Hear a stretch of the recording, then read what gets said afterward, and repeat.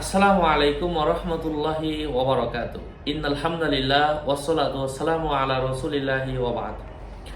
আজকে আমরা আলোচনা করব স্বপ্নে বোরকা দেখলে কি হয়। আল্লামা ইমাম ইবনে সিরিনের কিতাব থেকে সাথে যুক্ত আছি আমি মুফতি জুবাইর বিন ইমাম।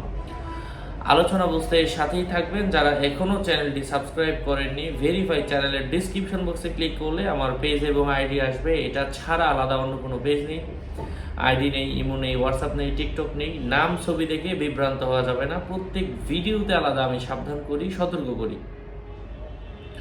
স্বপ্নে বোরকা দেখা এটা সচ্ছলতার আলামত বুঝতে হবে। কেউ কেউ বলেছেন এর ব্যাখ্যা হলো সন্তান। কোনো সন্তানের আশা পোষণকারী যদি স্বপ্নে কুর্তা পরিধান করতে দেখে, তবে তার জন্য সন্তান জন্ম নেবে। আবার স্বপ্নে দেখা অথবা বোরকা, যেটা মানে খুব লুজ ঢিলে ঢালা হয়, কাপড়ের উপরে পরা হয়, এটাকে আবাকাবা অথবা বোরকা বলা হয়। এটা দেখার অর্থ হচ্ছে কারো কারো মতে কন্যা সন্তান জন্মগ্রহণের আলামত বুঝতে হবে।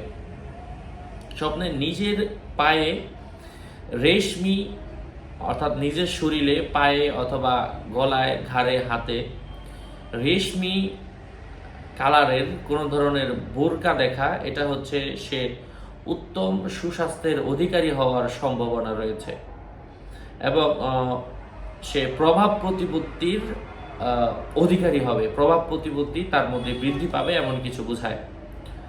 কারো কারো মতে বোরকা দেখা ধর্মীয় দিক থেকে অশুভ। কারো কারো মতে এটা যুদ্ধক্ষেত্রে মুসলমানদের পোশাক, অন্য ক্ষেত্রে মুসলমানদের এটা পোশাক নয়। যাই হোক, আশা করছি বুঝতে পেরেছেন। আরও আপডেট পেতে সাথেই থাকবেন। কিতাবে যেমনটা লেখা আছে এমনটাই আমি আপনাদের সামনে উপস্থাপন করলাম।